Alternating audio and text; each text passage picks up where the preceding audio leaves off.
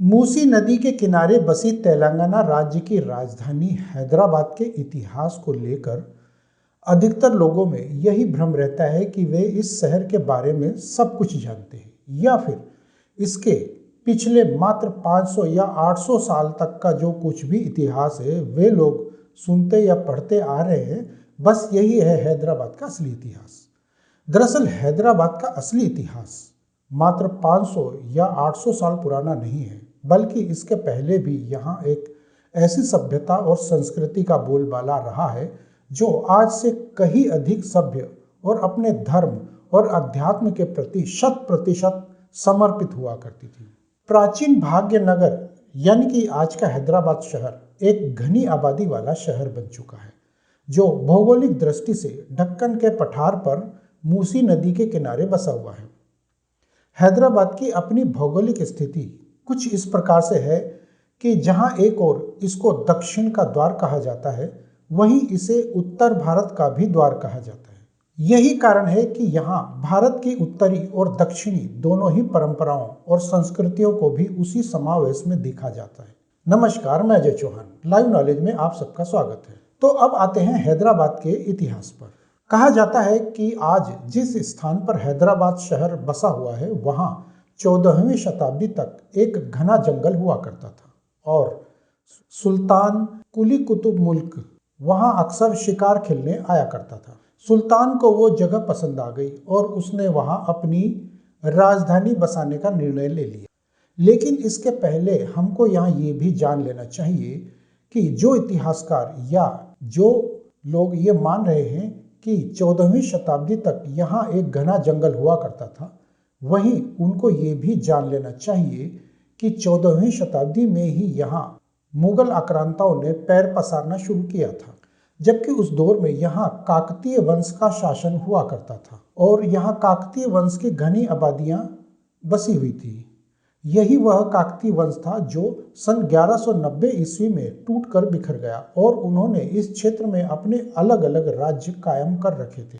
जाहिर है ऐसे में उनकी शक्तियां भी कम हो गई, तो उसका परिणाम यह हुआ कि इसका फायदा उठाने के लिए यहाँ मुगलों के आक्रमणों का दौर भी चल पड़ा। काकतीय राजाओं को अपने अपने राज्य और धन संपदा को बचाने के लिए अलाउद्दीन खिलजी की सेनाओं से कई बार संघर्ष करना पड़ा, लेकिन वे ज़्यादा समय तक इसमें सफल नहीं हो सके। उसका परिणाम ये हुआ कि मुगल आक्रांताओं ने यहाँ अपने पैर पसारने शुरू कर दिए। जाहिर है कि यहाँ मुगलों के आने से पहले भी हिंदुओं के कई सारे छोटे बड़े शहर और गांव आबाद हुआ करते थे। तो फिर यहाँ ऐसा क्या हुआ या ऐसा क्यों कहा जाता है कि हैदराबाद को सुल्तान कुली कुतुब मुल्क ने बसाया था? हाँ, अगर ये कहा जाए कि इस शहर का नाम बदलकर सुल्तान ने हैदराबाद कर दिया था, तब तो बात समझ भी आ जाती। लेकिन चाहे गूगल हो या फिर यूट्यूब, हर जगह हैदराबाद का इतिहास सर्च करने पर करीब करीब एक जैसा एक प्रकार का इतिहास बताया जाता है कि सन 1482 ईस्वी में बहमनी राज्य के सूबेदार सुल्तान कुली कुतुब ने ही हैदराबाद शहर को एक घने जंगल के स्थान पर बसाया था। तो अब आते हैं गोलकुंडा के किले के इतिहास पर। काकतीय वंश के नरेश गणपति ने यहाँ सन 1198 से 1261 के बीच अपना शासन चलाया था। इस बीच उन्होंने यहाँ की गोलकुंडा नाम की पहाड़ी पर एक आलीशान किले का भी निर्माण करवाया और वहीं से वे अपना राजपाट चलाते थे। आज भी यहाँ गोलकुंडा का वही किला मौजूद है जो नरेश गणपति के शासनकाल में बनकर तैयार हुआ। ये किला पूरी तरह से दक्षिण भारतीय हिंदू शैली में बना हुआ एक मजबूत किला है। हालांकि 15वीं शताब्दी में यानी कि सन 1482 ईस्वी में बहमनी राज्य के सूबेदार सुल्तान कुली कुतुब मुल्क ने इस क्षेत्र पर कब्जा कर लिया और गोलकुंडा को अपनी राजधानी घोषित कर दिया। इसके बाद उसने किले में मामूली से बदलाव करवाकर उस पर अपना ठप्पा लगा दिया और उसकी निर्माण शैली में बदलाव करवा लिया, ताकि आने वाले समय में कोई ये ना कह सके कि ये किला तो हिंदू शैली में बना हुआ है और इसे किसी हिंदू राजा ने या नरेश गणपति राजा ने बनवाया था। तो मरम्मत के नाम पर सुल्तान कुली कुतुब ने गोलकुंडा के उस किले में कुछ ऐसे अनावश्यक बदलाव करवाए कि उसके बाद से ये किला दक्षिण भारतीय हिंदू शैली की अपनी उस छवि से निकलकर एक मुगल शैली में बना हुआ किला दिखने लगा। जबकि गोलकुंडा के इस किले को लेकर हमको आज भी जो इतिहास पढ़ाया जा रहा है उसमें इसको हिंदू राजा नरेश गणपति के समय का मात्र एक छोटा सा और अस्थायी निवास बताया जाता था या बताया जाता है। अब आते हैं हैदराबाद के इतिहास पर।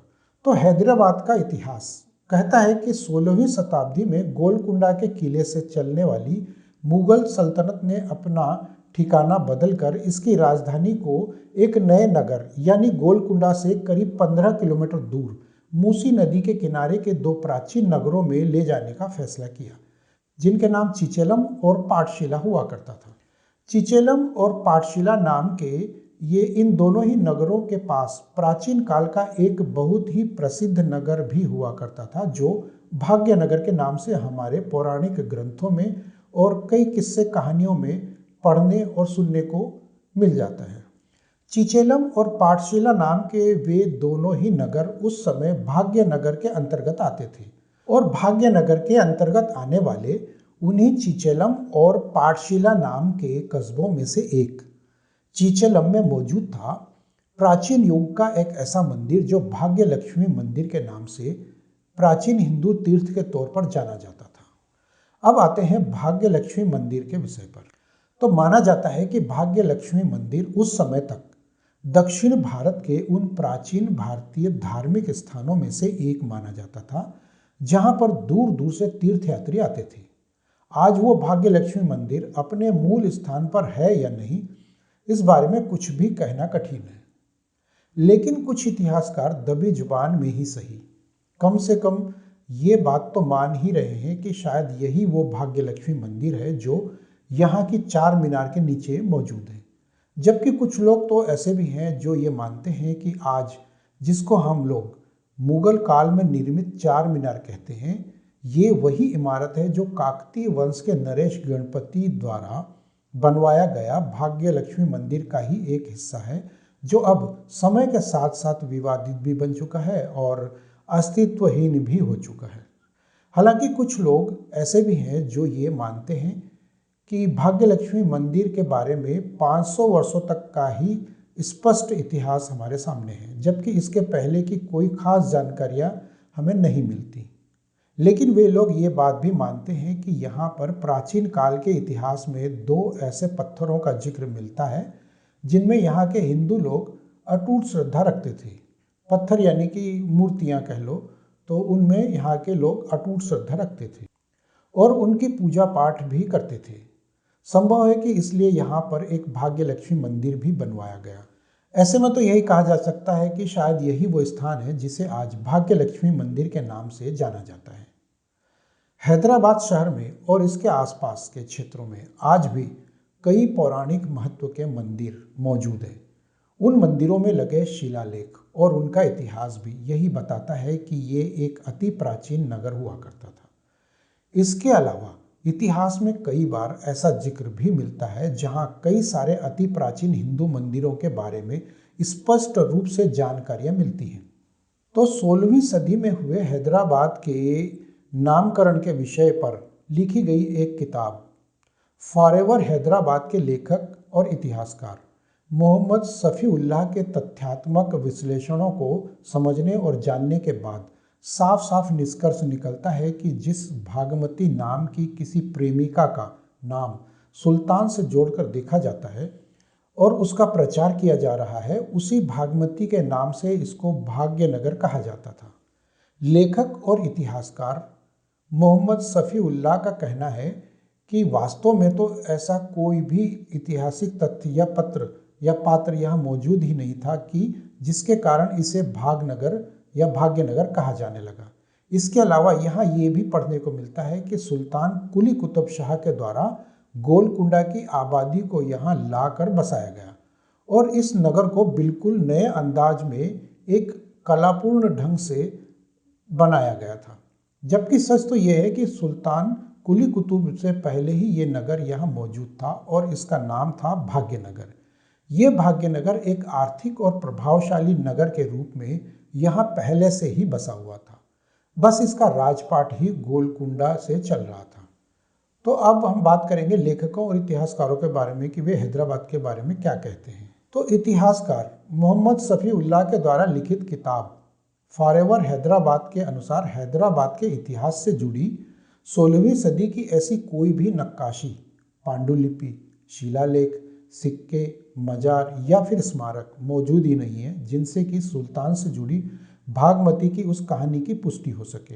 हालांकि भागमती के दावे के लिए 2 पेंटिंग्स जरूर बताए जाते हैं, लेकिन वो भी 18वीं और 19वीं शताब्दी की बनी हुई है। लेकिन 16वीं सदी की उस भागमती के बारे में तो कुछ भी प्रमाण मौजूद ही नहीं है। तो फिर सवाल आता है कि इस नगर को सुल्तान कुली कुतुब शाह ने भागनगर नाम कैसे दिया, यानी हैदराबाद कहलाने से पहले इस शहर को भाग्यनगर या भागनगर क्यों कहा जाता था। ऐसे में सवाल यहाँ ये आता है कि क्या किसी भी ऐसे काल्पनिक पात्र के नाम पर किसी भी शहर या जगह का नाम बदला जा सकता है जिसके बारे में कुछ भी पुख्ता प्रमाण मौजूद ही ना हो।